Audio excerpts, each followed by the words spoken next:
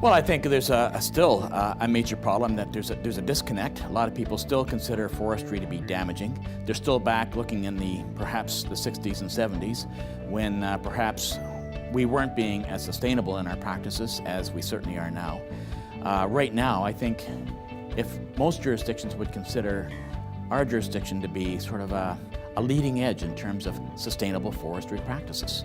So I think we've got a very good record to tell. And I think we need to do a better job in telling it. When you think of where forestry was and where it's going, you know, even in my day, when you came into call it an urban center and you identified yourself as a forester, you were kind of not. People assumed that you were the guy out there cutting down all these trees, you know, and not the guy out managing the forest, and not the person out managing the ecosystem for the benefits of Ontarians. And so I see the changes in that now, where, again, people need to be more aware of what foresters are. I mean, foresters are probably one of the first ecologists that we ever had, you know, an environmentalist. And I look at all of my forestry colleagues as environmentalists. And so when you look at the career opportunities and seeing and talking to young people, and certainly that interest in the environment is there, you say forestry is a perfect career to pursue, you know, your environmental ambitions. You are working with people, you are explaining how to protect values, you're protecting, you know, the biological integrity of our landscape, and at the same time, you're working on developing a renewable resource. I think it's evolved by necessity. I think the last decade has been a bit of an eye-opener for many. The demise almost of print has forced folks to sort of rethink where they have their business and where they need to go. So I think the opportunities that are going to come in the next decade are going to be that next generation of wood products, building it into something like cross-laminated timber. We've just gone through a building code change where we're allowing 4 stories to go to 6. Around the world, there's examples of 12 stories out of wood. So I think the evolution is sort of coming by partly by necessity and what sort of happened out there in the environment, and partly by adopting new ways of doing things and sort of taking the product up the value chain. Cross-laminated timbers, another product that's come into the Canadian market the last couple of years, and we're already seeing some buildings. The new University Laurentian School of Architecture in Sudbury is actually a demonstration project and will feature cross-laminated timber. But again, that opens a whole new way of building. We're looking at right now some demonstration projects going even higher than 6 stories, but this can provide up to double, if not more, 2.5 times more wood consumption in Ontario than what we're currently seeing. So that's a big market opportunity right here in Ontario.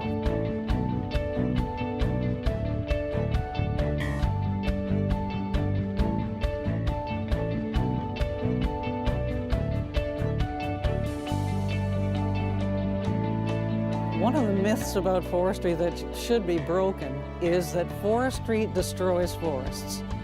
But the reality is that sustainable forest management is all about producing habitat, conserving biological diversity, and managing the forest in a sustainable way over the long term. Forestry is a very technical, science-based field.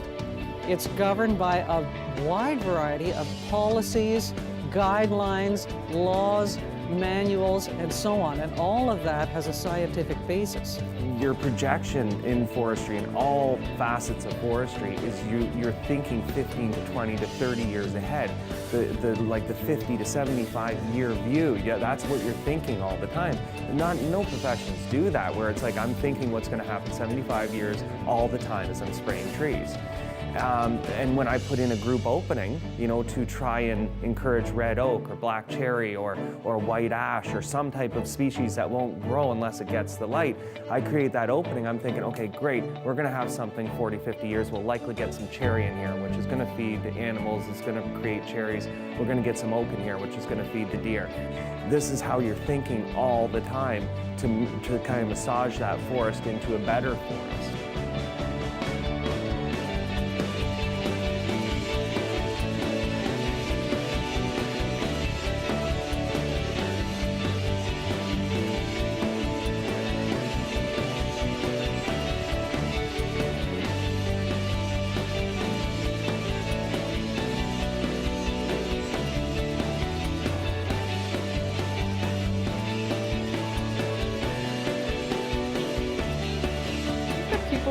think that we, especially in Ontario, we just go out there, we do whatever we want. We want trees, we cut them down, we go to the next forest, we cut it down. They don't understand all the planning that's involved. One of our programs, we go out, we take students into the field, they get to meet the people that go through the planning, and they're always surprised by how much planning is in place. And the word sustainability is constantly used by these planners, by these forest managers. Trees grow back. Within our lifetime, they grow back. So there's that misconception of sustainability, and if it's a natural ecosystem and we destroy the natural ecosystem by doing forestry, that it's gone, that it's no longer there, that we're disconnected from it and we're just doing whatever we want. And it's not like that in Ontario. We take very good care of our forests, and I wish people would understand that, or would take the time to really understand the amount of effort that goes into the things we do in Ontario.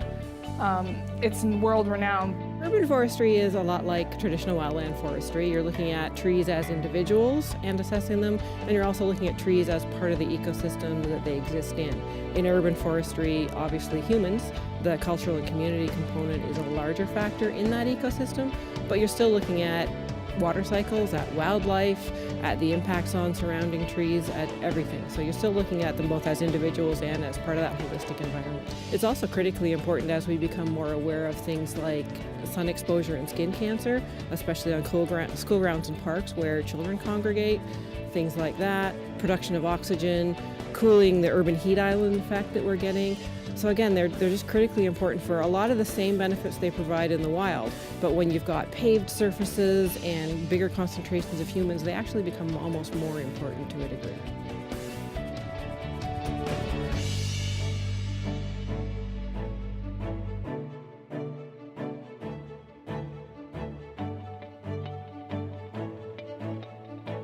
With what we've lived through in the last 10 years or so, the industry lost a lot of jobs, and at the community level, you know, it's a pretty hard sell to suggest to your children that they go into the forest industry when you yourself have lived through that tremendous change. There's this really interesting emerging future for the sector. It's got great momentum, and it will be a sunrise industry, not a sunset industry.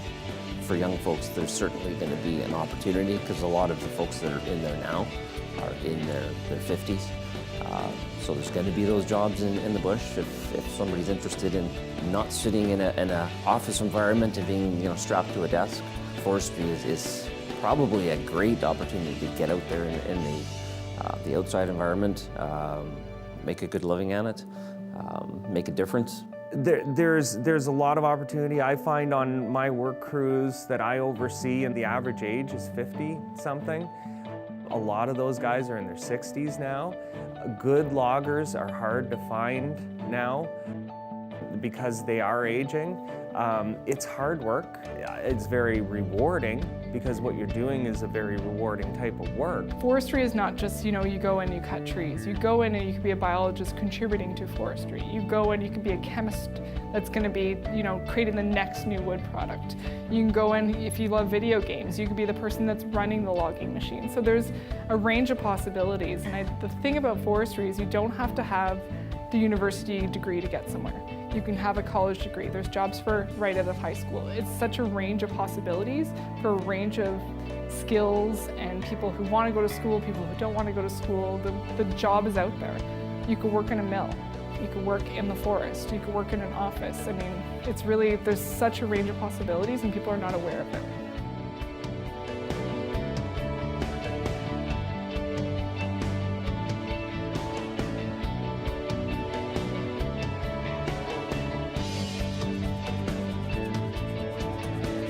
And so our forest management planning process engages multiple stakeholders through the whole planning of the forest management plans for Crown Forests in Ontario.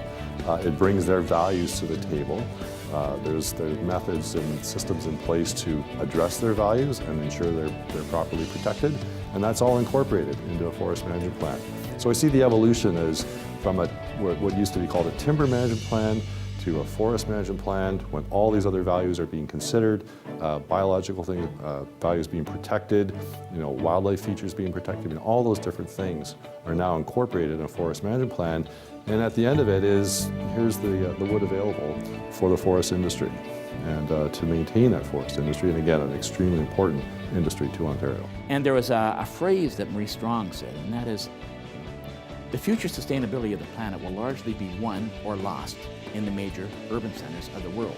And what he's getting at is, if we can reconnect people to nature and the fact that we need to live within the means of nature, the goods that it provides, the services that it provides, we've got a real healthy chance of having, a wonderful future for ourselves, our grandchildren, and seventh generation hence.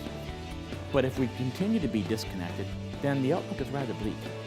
So if we can reconnect that population and make that case, and if people start demanding more from from our governments in terms of what is your sustainability platform for the future, if they start demanding more from business in terms of, as consumers, we would much prefer to buy from something that we know is produced using sustainable green processes, so to speak, then all of a sudden I think we really have a hope for a much brighter, a much more sustainable future for all of us. It all comes down to an informed and caring electorate, an informed and caring consumer base.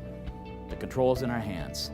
We just need to unleash that understanding, unleash that enlightenment, and unleash that passion. And if we do that, I think we have a hope for the future.